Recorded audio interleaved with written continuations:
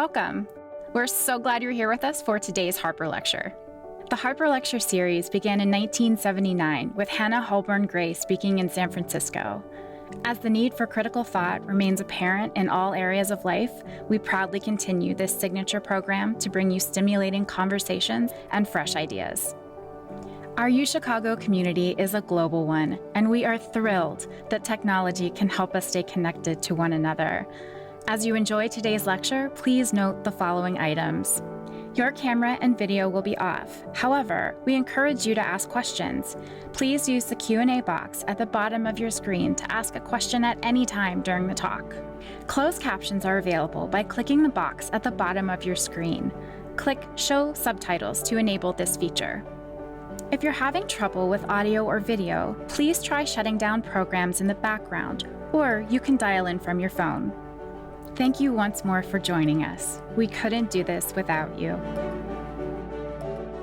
Welcome to today's Harper Lecture, Building Access and Breaking Ground, Artists as Catalysts for Change on Chicago's South Side, with Professor Adrienne Brown. I'm Dr. John E. Ellis. I'm a 1982 graduate of the Pritzker School of Medicine. I also have the honor of serving on UChicago's university-wide alumni board. I'm an active volunteer in both the university and the Hyde Park communities. It is my great pleasure to welcome you to our virtual Harper Lecture as we at the University of Chicago continue the tradition of the relentless pursuit of knowledge, of critical thought, and the life of the mind. Tonight, we are delighted to have Professor Adrienne Brown join us. At the university, she is Director of Arts and Public Life, which you'll hear much about tonight. And she's also Associate Professor in the Department of English and also in the Department of Race, Diaspora, and Indigeneity. Professor Brown specializes in American and African American cultural production in the 20th century, emphasizing the history of perception as shaped by the built environment. Now, by the way, as a native New Yorker, I will add that there is no place more important to African American cultural production in the 20th century than the South Side of Chicago. And you can see this photo in the background by Russell Lee from the Library of Congress, Bronzeville in the 1940s. This tradition continues until today.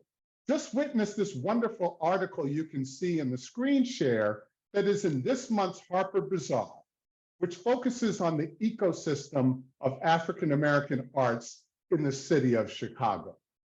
And there will be a link to that in the chat. Back to Professor Brown.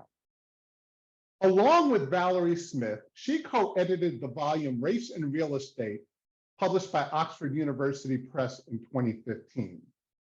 More recently, her book, The Black Skyscraper, Architecture and the Perception of Race, published by Johns Hopkins University Press in 2019, recovers the skyscraper's drastic effects, not only on the shape of the city, but also on the racial sensorium of its residents. We look forward to opening the floor to audience questions later in the program. Please join me in welcoming Professor Brown to our virtual stage.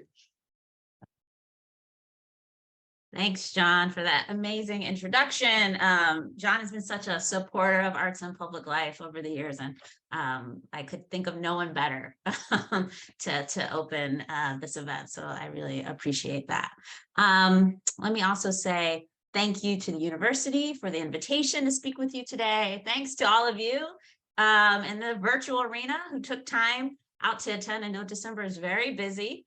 And thanks to everyone behind the scenes who helped to make this event happen. Okay. Here we go. All right. So I'm going to start first by just saying a few words, more words about my research before switching gears to primarily focus on the work of Arts and Public Life, an entity which has been around for 11 years and counting, doing creative, transformative, and thoughtful work supporting arts, artists, students, and audiences in Washington Park and the greater South Side. Arts and Public Life is special, not only I think because all that it does, offers, and houses, which I hope you get a taste of today, but I think because of the ethos and theory and the deliberateness behind that work, equipping us to serve and support the incredible artistic energy that has long been associated with Chicago's South Side, just to echo what John has already pointed out. So let me start by saying a little bit about my research prior to coming to Arts and Public Life, which John has already said focuses primarily on American African-American cultural production with a particular interest in the built environment, and thinking about the ways that the built environment is always making and remaking the ways that we think about race. So in my first book, The Black Skyscraper, Architecture and the Perception of Race, I consider how a range of figures at the turn of the 20th century imagine the skyscraper to potentially muddle or negate race as something to be observed and read from the body. So part of what I begin to do in that book first is to kind of recapture the drama of what it meant to live through the period of the early skyscraper, where you went from the early 19th century, where a 10-story tall building was incredibly tall, to the Empire State by 1931 at 102 stories. So just trying to recapture what it felt like and how people experienced that shift in the scale, changes to the scale of the city, the density that came with that, different vantage points for seeing, and the effects on how the body moved through space. And then I think more specifically about how those changes to the body were particularly complicating for how people thought about race, which in the same period was also in a particular time of perceptual and definitional flux. So the book recounts how Americans grappled with how race was to be perceived or might endure as a meaningful category in cities in which bodies were hard to see, be it from the top floor of the skyscraper, where a lot of visual and literary artists were really interested in trying to capture this view, and just how people appeared as dots or ants or specks, the ways that bodies kind of looked the same. What were you going to do in a city where all the bodies looked the same? But also at the foot of the skyscraper, where the density that the skyscraper produced had a similar effect of kind of distorting or making it more difficult to know who you were seeing and how you were seeing people. So this is an image from Chicago, downtown in the Loop, from the early 20th century. So in pursuing this story about the skyscraper, I make the case for the ways that architecture is always shaping how we think about and consider and experience race, but also how race is always a part of how we think and consider the built environment. And so in my second book, which I'm finishing right now, I'm pivoting a bit from a focus on architecture to real estate and property. I'm currently finishing revisions on this book. I'm really bad at titles, so this title is very provisional, but the current title is The Residential is Racial, Seeing Difference Like a Realtor. I'm not going to talk too much about this project. You'll just have to hopefully have me back for another Harper lecture when this book comes out, which should be early 2024. And so let me pivot now to say a little bit how my academic commitments, longstanding commitments to the ways that racial perception and aesthetics are always shaping and being shaped by architecture and property, made the work of Arts and Public Life particularly compelling fit. As part of its work, APL acknowledges the ways racism has impacted the resourcing of neighborhoods while supporting the wealth of artistic enterprises and innovations that are also crucial to the past, present, and futures of the South Side and South Side neighborhoods. Accordingly, APL has been thinking deeply for over 10 years about the relationship between place, space, and race. Again, 3 terms that are very near and dear to my heart and to my research, but also about community engagement, the arts and economic life, the function of archives as living repositories connected to families and communities, as well as expanding who gets counted and supported as a critic, as an artist, and in a practitioner. So now I'm going to transition to talk a little bit about the history of Washington Park and how that informs the how of what we do before kind of getting into the nuts and bolts of the what. So Arts and Public Life was founded in 2011 by acclaimed artist and UChicago faculty member Theaster Gates. And the mission of Arts and Public Life is to support a rich ecosystem of artists, youth, and entrepreneurs of color who are the cornerstones of thriving neighborhoods and catalysts for a vibrant Washington Park and South Side. So we're located in the Washington Park neighborhood. You can see us on this map right between Washington Park, the park, and the Dan Ryan over here, just to the west of Hyde Park. Here's an aerial view. You can kind of see if you're driving to campus from the Dan Ryan. This is 55th Street. The green line is at the top of this image, towards the top, and these buildings towards the bottom that are those are the buildings that comprise the Arts Lawn. Oh, sorry, the Arts Block. You can see the Arts Lawn all the way at the end. So one way we talk about arts in public life is as kind of the kind of front door to the university. If you're coming from the west, you'll see us. So we're located in Washington Park, which has a rich history of artistic innovation dating back to the early 20th century, following the initial waves of the Great Migration. When Blacks first began migrating to the North in droves, including to cities like Chicago, they found themselves essentially locked into crowded neighborhoods reserved for Black occupancy. As Blacks increasingly spilled over and out of the boundaries of areas like Bronzeville, they tended to move into the neighborhoods that were directly nearby, including Washington Park. As neighborhoods turned over, which is the phrase used to talk about the move from white to Black occupancy in the period, those neighborhoods were often starved of fair market rate financial resources in the form of mortgages, insurance, and loans, but also commercial and civic infrastructures and formal investments. Some of this history is documented in Lorraine Hansberry's play, A Raisin in the Sun, based on her own family's history of integrating Washington Park back in the 1930s, and the landmark case that emerged out of that act of integration. So this is the Hansberry house in Washington Park. It's still standing, and you can see this red square on this little map shows you the part of Washington Park where the Hansberrys lived. But Washington Park was also home to clubs, artists, and collectives.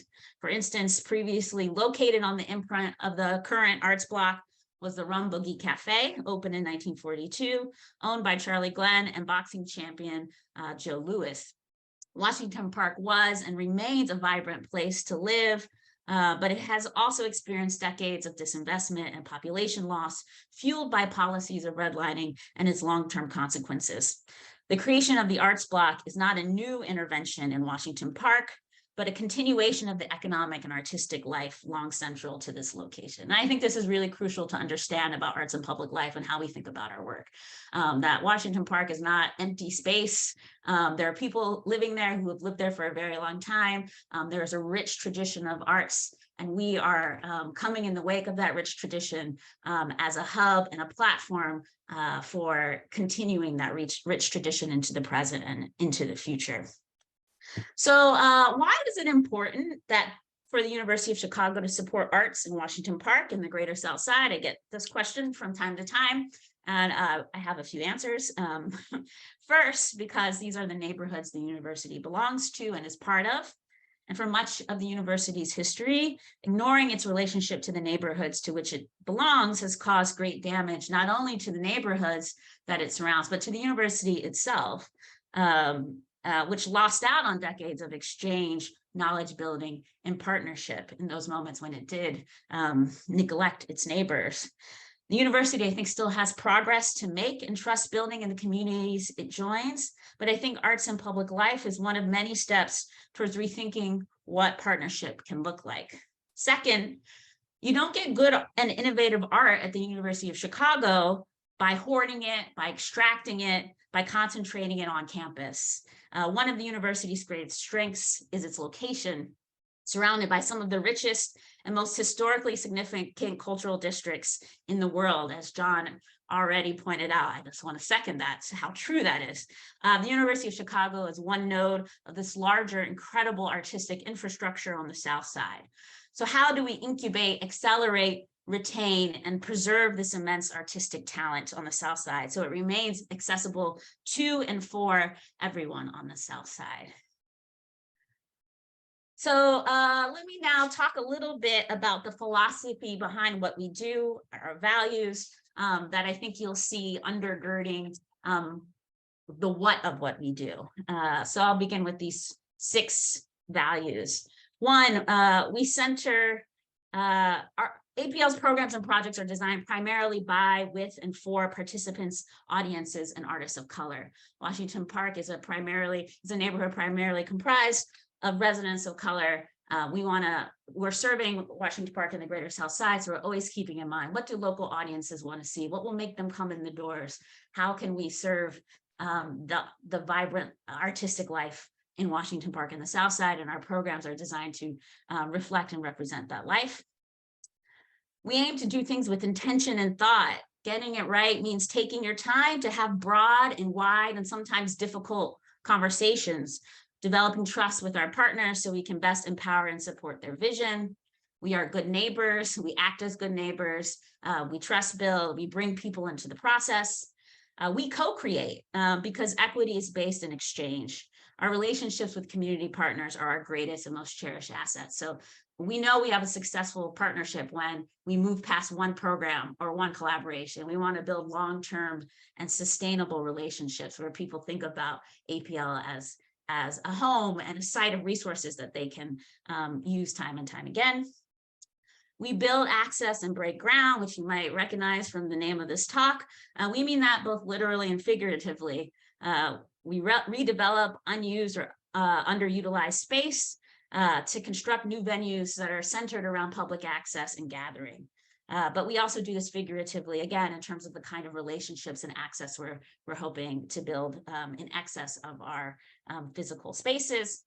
And lastly, we believe that the arts and artists are catalysts for change, that the arts aren't just a kind of ornamentation that you sprinkle on top of neighborhoods, but the arts themselves are a powerful source and site of economic development. And when you think about art, not just artists who are on stage or performing or visual artists, right? But you think about who's working behind the scenes, thinking about creative entrepreneurship and the selling of arts in commercial endeavors. Once you start to think about this kind of broader ecosystem that is necessary to the arts administration, the construction of our spaces, the architects who design our spaces, right? The arts themselves are again, not just kind of nice things to put on top of a neighborhood, but are key to strengthening neighborhood fabrics themselves. Okay, so with this kind of overview of how we do it, how we do what we do, and why we do what we do, maybe we can dive in to the what.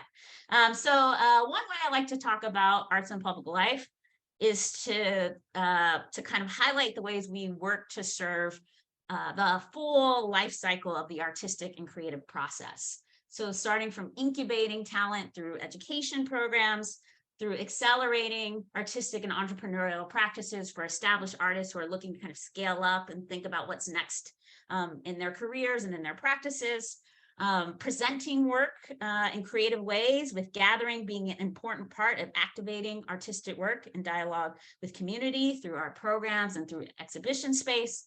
And then finally preserving the artistic work of the South Side and helping to remember, collect, share back to our communities the range of artifacts and expressions made possible.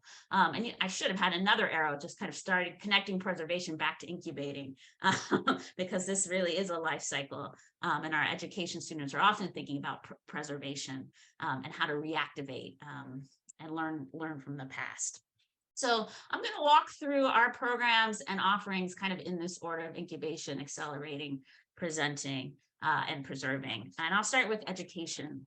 So at Arts and Public Life, we have 4 distinct educational offerings for young people from 14 to 19, so largely high school age students. And our education programs are largely project-based. 2 of our programs feature students making use of our professional theater facilities at the Green Line Performing Arts Center, where students not only train on the stage, so this is an image from our community actors program, so the first of our education programs, but also learn how to design and support tech for shows behind the stage. So this is our backstage production program, which is designed to give Southside Chicago youth an introduction to the fundamentals of theater production, through hands-on experience in audio and lighting design, sound engineering, and stage management.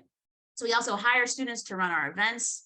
Our students have been placed in internships elsewhere. We're working on a nascent collaboration with the Court Theater to think about a kind of permanent apprenticeship program that comes out of backstage production. So we're really excited about that possibility.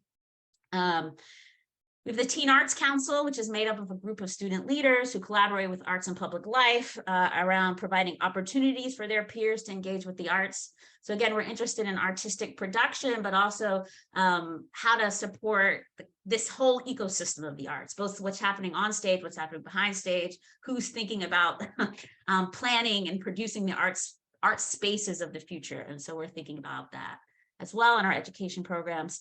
And then the fourth is the Design Apprenticeship Program, which is a design-based mentorship and skills building initiative that encourages teens and young adults to invest in the improvement of the physical and social conditions of their community. And so this image takes place in our wood shop on the arts block. You can't see it, but behind where the camera is facing, there's all kinds of saws and fun equipment that you would need to do any range of building and design projects.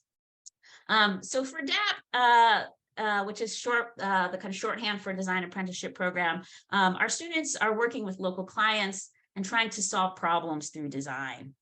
And one of my favorite projects that DAP has done is to work with block club captains to think about how they what goes on their sign. So if you don't know about block clubs are neighborhood clubs on the South Side, which are known for their very beautiful, interesting signs, but those signs are often very prohibitive in their content. They tell you what you can't do: no skateboarding, no rollerblading, no basketball playing. And so our students at DAP worked with block club captains to talk about what they wanted in a refresh sign, to think about the design, to build the sign, but also to think about, well, how can we design the signs so they're not so prohibitive?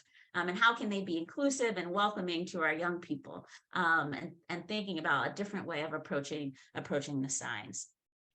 So our students in our education programs receive a stipend for their time in our programs, and they're also taught by local artists. So again, thinking about how can we think about the arts as a site for economic development. We're employing artists to train a new generation of artists, practitioners, and arts lovers.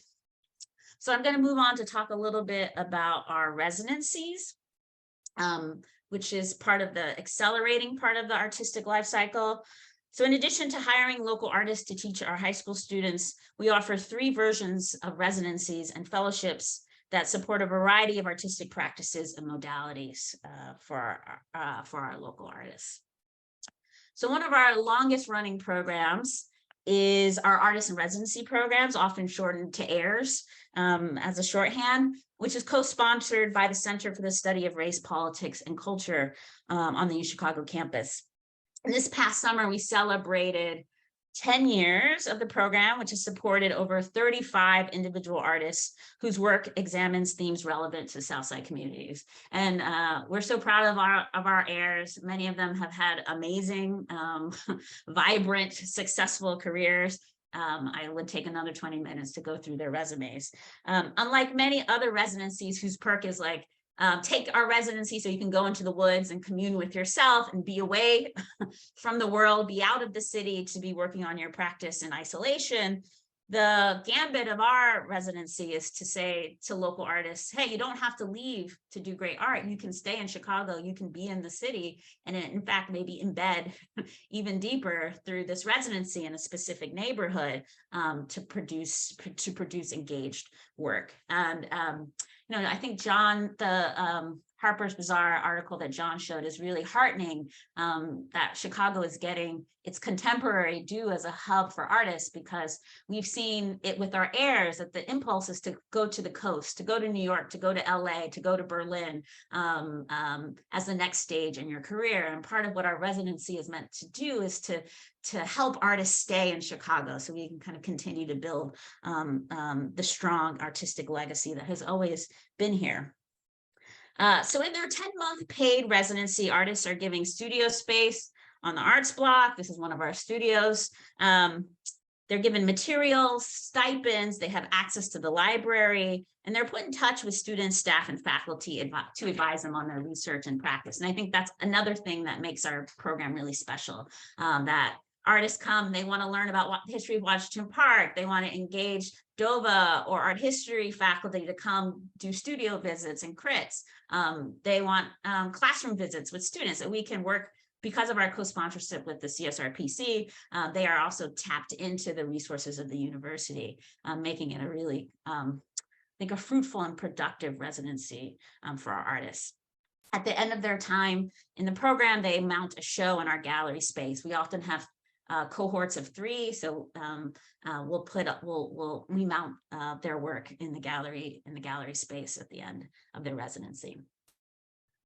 We also have a performance residency that gives artists, dancers, designers, cultural producers, creative ensembles, directors, choreographers, playwrights, producing groups, comedy troupes, you name it, we can probably support it, an opportunity to showcase existing productions, to incubate new work, to present public workshops, lead master classes, screen films.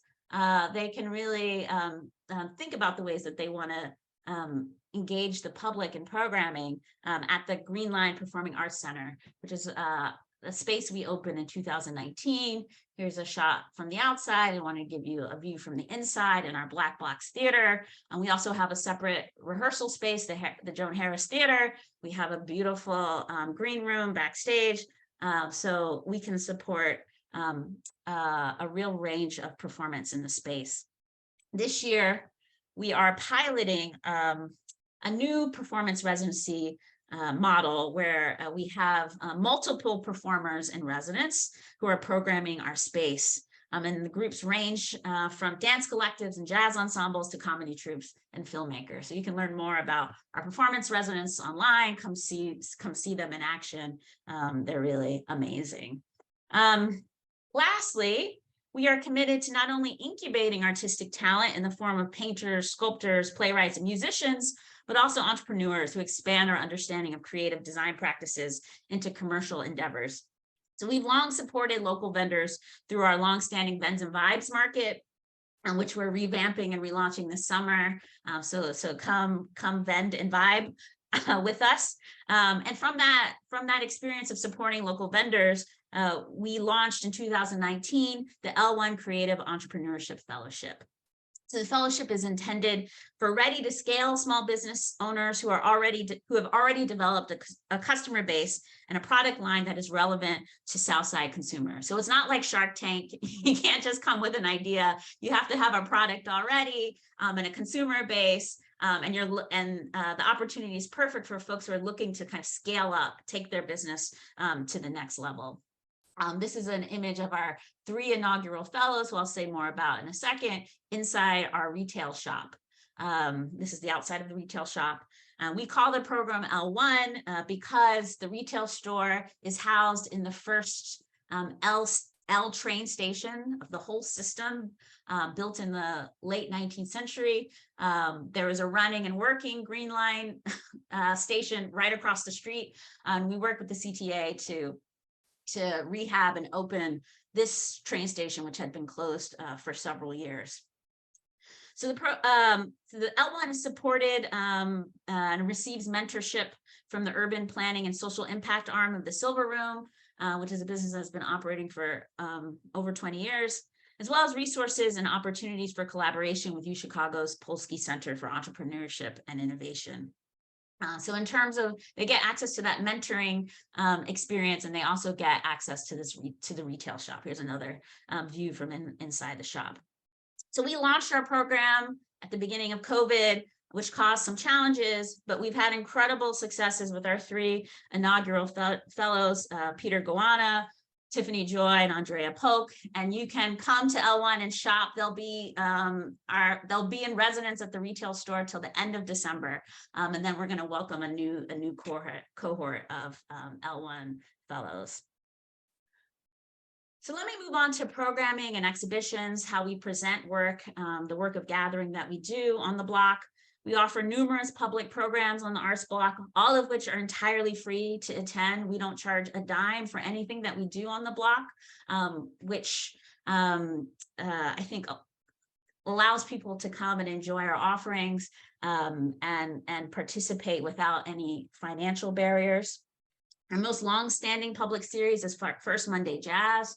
So if it's the first Monday of the month, you know that you can come to the Arts Block and see an amazing show. And our programs really range. We have our performance residents who are putting on shows. We do book launches, puppet shows, comedy, footwork, avant-garde film, screenings of home movies. The range of programming is really remarkable. We also have a gallery space on the block in which we mount around 4 shows a year. We have a curator on staff, the amazing Sheridan Tucker Anderson, who helps us incubate and launch shows, but we also work with guest and community curators to mount shows in our space. And right now we have a guest curated show curated by Scheherazade Tillett, who is the founder of A Long Walk Home. This is one site of a 3-site exhibit that's taking place at various sites across the city. I believe it's coming down in the next day or a few days. So if you want to see it, hustle down to the block ASAP. And then I want to talk lastly about cultural preservation and highlight the work that Arts and Public Life does in this arena. So part of the orienting ethos of Arts and Public Life is that we are committed to thinking seriously about what it means to be in a place, to be responsive to the history of a place, to the people who have lived in Washington Park and want to stay here, and how to be stewards of this history, while also making sure it's visible, it's shareable and accessible for reactivations. So you can see this, I think, in the buildings themselves, which we have repurposed from pre-existing structures, retaining touch points and lodestones from the past. Here you can see Lee Bay, who is now architectural critic extraordinaire, working in Chicago, who once worked at Arts and Public Life, giving a tour, I think talking about the Rum Boogie Cafe, which I mentioned was on the imprint of the Arts Block decades prior. This ethos is carried through in the work we do with undergraduate students through courses and tours that teach them to think seriously about place, space, design, and community. We have an architect on our staff, the wonderful Newton Barani, who helps us not only think carefully about physical space and its imprint, but teaches our students to do the same, and is helping us think about the expansive work that cultural preservation can do. This is an image from a course that she taught called The Architecture of Memory, and the students are in our gallery space talking to Rose Bluen, an amazing artist and photographer who in the 70s and 80s took these amazing, I keep using that word, but it truly is incredible work, took these photographs of people in Washington Park, the park, not the neighborhood, but in the park, using the park, going to festivals, communing, gathering, and she submitted some of these images for a public mural that we were doing to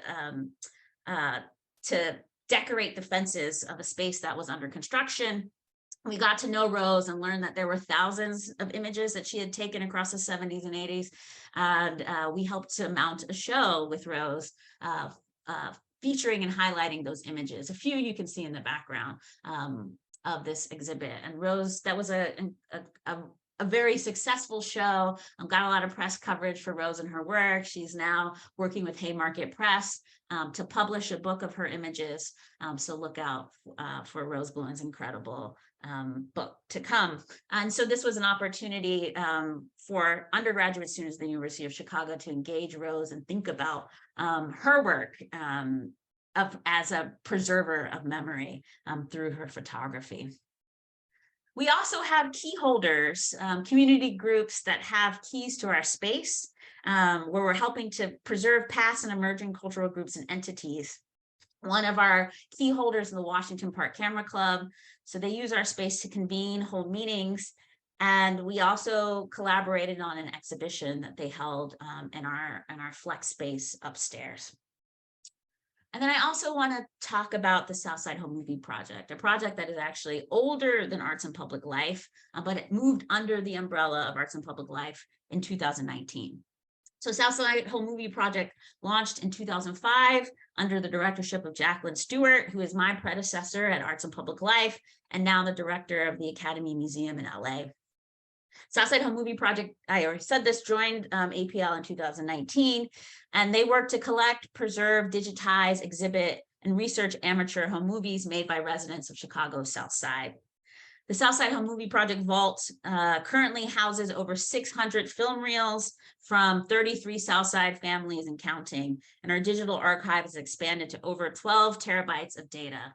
So the archive is amazing. You can go to the website and click and look through and experience and leave notes through our donor collections and get a real picture of the Southside that I've never seen before through the generous sharings of our donor families. And part of what makes Southside Home Movie Project special is that the donors remain involved with the archive. They continue to share their stories with us. They have an active role that they play in the life of their films, and they remain connected to the films themselves. So this is just a screen grab from the Southside Home Movie Project website, where you can see some of the donor families who have allowed us to digitize their films and make them accessible to the public. We had about a month ago a gathering called Home Movie Day, where donor families came in. We screened films for the public. They narrated the films, talked about spaces that don't exist anymore, family members, friends who are in the films who might have passed or moved on or live in a different city. It was such a lovely moment of remembering, gathering, of collecting. It was a really special day. So these are the spaces that we have on the block. And before I conclude, I want to be sure to flag the newest space that we are eagerly anticipating opening in the coming months, which is, there we go, the Arts Lawn, a site that we're envisioning is bringing together everything we do indoors, outside. As Chicagoans, we all know how precious summers are in Chicago. Gathering outside is so important to what it means to live in Chicago, because the winters are hard, so we make the most of our outdoor time in the summers.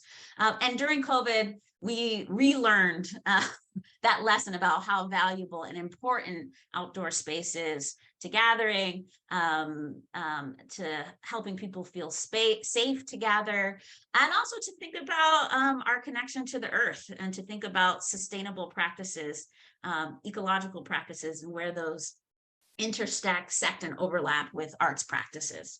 So we're really excited to welcome people onto the Arts Lawn in a few months' time. This is a kind of aerial view of the Arts Lawn. You can see there's two parts. This larger part with the number 5 in the middle is the more passive side of the lawn, where we'll have a rain garden. We'll have this mound where people can play and climb. We hope to have commissions for public art on this space. And then the side that's closest to the Green Line Performing Arts Center is the more active side of the lawn, where we'll have space for marketplaces. We'll have space for film screenings, for a performing arts pavilion, which will be teched out with light and sound and everything you need to put on a stellar presentation outside. You can see a little bit of the pavilion here. This is not exactly what it's going to look like, but this rendering of it was based on a design brief that our design apprenticeship program students created about what they wanted to see in the pavilion. And one thing they got particularly excited about was Chicago footwork, which is a style of dance, which is known for a circle formation. So they took the idea of the circle and the safety and the community and collectivity that the circle represents, and turned that and thought about that importance. And we used that as inspiration for thinking about the design of the pavilion. Okay, so just to conclude, this is a slide to just underscore some of our impact over a decade of being on the arts block, of existing 71,000 and counting visitors, 1,600 free public events. These numbers are old, so I'm sure they have they're all much higher now. 30, we know we're at 35 artists and residences. we keep track of the amount of artists we hire and the amount that we pay to our youth, to just, demonstrate the impact that we're making every day on the arts block. Lastly, I want to thank the incredible, talented, and amazing staff at Arts and Public Life, and our campus partners, without whom none of this work is possible. When I talk about those values and those principles of Arts and Public Life, these are the people who live them, who breathe them, who carry them out every day and make sure we are accountable to them. So I wanted to make sure to highlight the amazing Arts and Public Life staff. So my parting words before we open it up to Q&A is to come visit us on the block, come see a show, come shop at the retail shop, come to an exhibition, come to the opening of the Arts Lawn. You'll get lots of information if you sign up for our newsletter, to be in community with us and come enjoy the arts with us. So with that, I'm gonna stop my presentation and open it up for discussion, and invite John Ellis to come back and moderate what I hope will be a really exciting conversation. That was fantastic. Thank you, Professor Brown. We have a couple of questions. Please do put your questions in the Q&A box. I just want to say something. In the chat is the link to the article in Harper's Bazaar. And two of the three people that are pictured in that are connected to the university. So Theaster Gates, who was involved in founding of Arts and Public Life and is now special advisor to the president, as well as Amanda Williams, who is an alum of the lab school and is involved to this day in teaching at the lab school. And we're very proud of the fact that Amanda won a MacArthur Award a couple of weeks ago. Moreover, Tamika Reed, who was one of our artists in residence, won a MacArthur a couple of years ago as well. She's a cellist. And so I think this just shows the broad range of the arts at the university. And it's something that is just amazing for me to see. So our first question is from Pete Miller in DC, and I will just read this. He says, "This is amazing." I will use that word too, set of achievements. He asks, has Arts and Public Life considered hosting a national convening to encourage imitators in other cities? Imitators. He says, I'm a DC citizen. We've certainly got the talent for a coordinated effort like this. Lots of important glimmers, but nothing like this that brings it all together. And so I guess I'll paraphrase. How can the university be a leader in helping other cities do things like Arts and Public Life?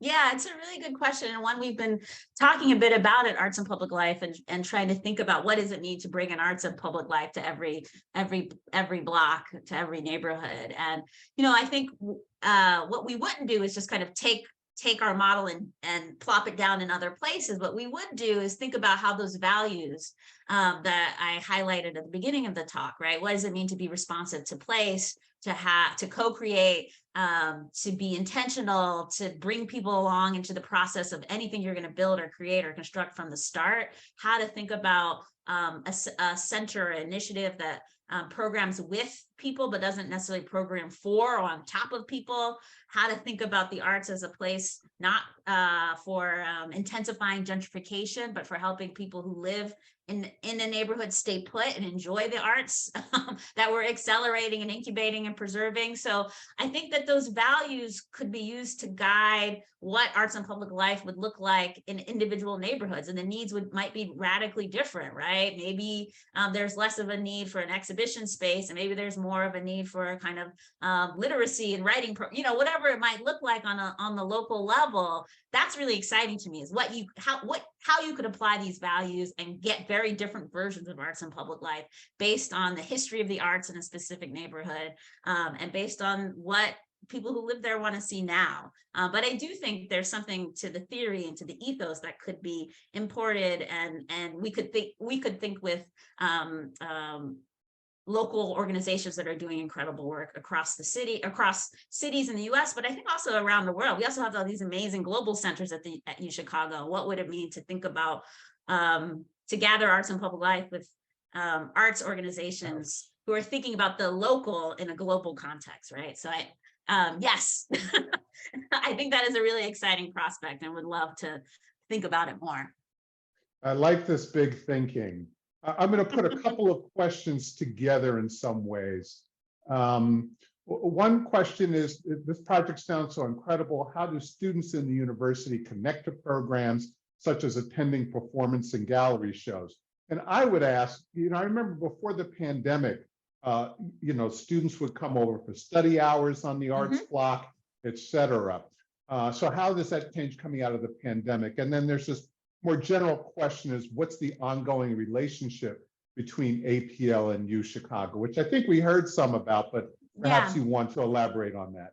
Sure, I'll start with the latter, then I'll answer the first question. So we are an initiative of the University of Chicago. We're under the UChicago Arts umbrella. I report to the provost, so we are definitely a part of the university. Only about half of our funding comes from the university. The rest we rely on donors, individual gifts, on institutional grants, and so we are part of the university. We have a strong relationship with the university, but we also rely on a range of local and national donors and institutions to fund our work. And the university has been a champion of arts and public life, and understood its utility and its purpose, and why we exist and the importance of our existence for over a decade. And I imagine that relationship to continue to be strong. The other question about how students can connect. So one way to come is just come to the block. So there's a new shuttle that moves between the Logan Center for the Arts and the Green Line and the Red Line L stops. And so we're right on that loop. It comes every 10 minutes. It's a new bus, so we're trying to get the word out so students know that it's really, it makes it even easier for students to come join our programs on the block. We have historically regularly taught our staff. I mentioned Newton Barani, who has taught courses around architecture and place and space at the Arts Block. We're considering how we want to kind of continue and forward our curricular relationship with the college, and I think there's some exciting things coming. We have classes and students come for tours on the Arts Block. We've had faculty from TABS, from Art History, from DOVA come to our spaces. We collaborate with the other UChicago arts entities on campus, so SMART, the Court. We're working with them and thinking about how we can attract students to all of our spaces. We also have opportunities for student interns, and we're hoping to expand more of those opportunities for students to come work and learn from arts and public life and the models that we embrace and the ways that we think about community on the block. Gotcha. And some other questions that I'll sort of put together here about the community. Kathy Mason asked, how has the project affected the view of Garfield Park residents, or I think Washington Park residents, towards the university? Dr. Dorian Miller asked, is there a community advisory board for arts and public life? And Tamika Hoffman-Zoller asked, for the arts lawn, have you considered adding senior exercise equipment? So again, talk more about the relationship to the community on the west side of Washington Park, the park. Sure. Maybe I'll start with Tamika's question about equipment. We haven't thought about equipment and exercise equipment, though. I hope the lawn will be a further step in thinking about health and wellness on the block. We have a long-term key holder who offers yoga, community yoga on the block, which we have very dedicated regulars who come and take advantage of the yoga we hold on the block, which we hope to move out to the arts lawn starting this summer. Right behind Arts and Public Life is a senior living complex, and we have people come and use our buildings and come to our shows.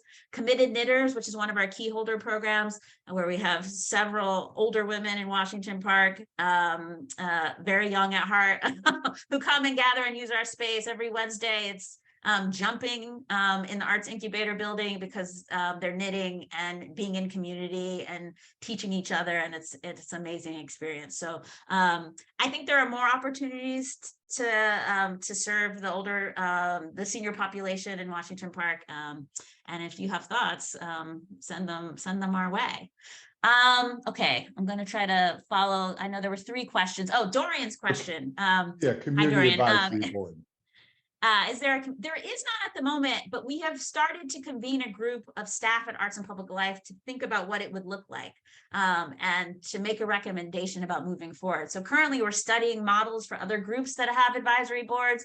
If you have a good suggestion of a group that we should look at or talk to about how to put together an advisory council, please do send it to me, because we are right smack in the middle of investigating and figuring out what an advisory group would look like, who should be a part of it, how to make sure it's equitable, what kind of voice we want people to have. So we are talking about it as we speak.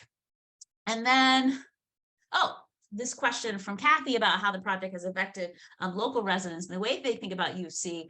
I think, so we've been on the block, like I said, many times for 11 years and counting. And so I think we've had a lot of time to build trust in the neighborhood, to get people to kind of rethink what's possible in terms of an entity that has UChicago in its name and on its buildings, to say, hey, you can come in here too. And the whole point of this enterprise, right, is to think about arts here in Washington Park. So it's taken a long time to build trust, and we constantly are having to rebuild trust with people who are encountering arts and public life for the first time, and learn that we're a part of UChicago and have questions for us. And we try to have honest, open conversation and answers with them. So I think overall, maybe the answer is yes. But, I think what we're there to do is not necessarily answer for all of the university's reputational issues on the south side, but to do our part to make a more vibrant and beautiful and arts resource to Washington Park. And so we're out there doing the work every day. People are coming in our buildings, they're unlocked, people can come through. And I think it's the kind of the demonstration that, hey, these spaces are for everyone to use, and you are welcome to use these spaces. They see that in the work that we do. So I think that does go a long way in terms of helping us build trust in Washington Park and beyond. So we see a couple of just kudos to the work that you're doing, using the arts as a way to engage the surrounding community, and people seem to appreciate that. So we talked about committed knitters, we talked about the old folks, and Ruth Bro asked, what about children, even at the elementary school level? We see that it looks like you have teenagers in some of the programs. Is there any outreach to younger children in the neighborhood? Yeah, we have a Kids Jams program. We have some regular programming for young kids. I think even with community yoga, kids are welcome, and they'll do special youth-oriented programming. When we do big events like Back on the Block or Southside Home Movie Project, when we did the Home Movie Day, kids are always running in and out of our spaces, taking advantage of the amazing music and performances that come out of our spaces. So we have some dedicated program. We don't have any dedicated educational series in the ways that we have for our teenagers, but we do have programming for our youngest people, and you will see them when you come to the block to a performance or a show. There are kids running around and making our space really joyful. Okay, and I think we're almost out of time, so I think this will be probably our last question. I'll read this. Comes from Arlene Crawford, who's really a stalwart of the community. She asked, I wonder, it seems to me that the arts and public life initiatives are actualization of the work pioneered by Dr. Carol Adams at her conference in 2001, so over 20 years ago, the role of the arts in neighborhood revitalization, which build on a Bronzeville Cultural District plan done in the 90s. Are you familiar with any of these early community programs? Oh, this is such a great question. Thank you so much for asking it. I am familiar with much of the amazing work that Carol Adams has done, but I don't know as much about this specific plan, and I will now go and do my homework. I mean, I do know, the work that we do, we haven't done it sui generis, right? We definitely we've developed and built on a rich legacy of thinking about the arts and neighborhoods that have been a part of Chicago and the South Side for decades, right? I could go all the way back to Margaret Burroughs and the work she did around not just founding the DuSable, right, but supporting so many arts practices, her own arts practice, but supporting the arts practices of so many others. And so we definitely understand ourselves to be in a tradition of Chicago thinkers and theorists on the South Side who thought a lot about arts and community vitalization. And Carol Adams is definitely an inspiration. But I'm going to go and read this report and do my homework. I'm sure my staff has. So don't hold my ignorance against the amazing staff, which I'm sure have thought and read about this specific report. But I'm excited to dig in. Thank you. Well, while Professor Brown was giving that scintillating conversation, I changed my background, as Zoom will allow you to do. And this is, probably the most famous of Russell Lee's photos of Bronzeville in the 40s from the Library of Congress. And I like this one because you see the white crop marks, and when it's typically printed, you see only the boys. But what I like you see when you have it with the crop marks and what's outside included, you see this was the Savoy Ballroom, which was at 4733 South Parkway, now King Drive, very close to where the Arts Block is today. Important history going into the future. So I just want to thank all of us for joining this evening. I'm sure all of you will agree with me that with faculty like Dr. Adrienne Brown, the universities and the community's future remains bright. We will be excited to see what she does in the future in her work, both in the scholarly realm here at the University of Chicago, as well as on the ground, as you've heard about tonight, on the South Side at Arts and Public Life. Please let those who could not attend tonight that this lecture will eventually be on the university's Harper Lecture YouTube channel if you wish to watch it again or refer others to see it. Please enjoy the rest of your evening.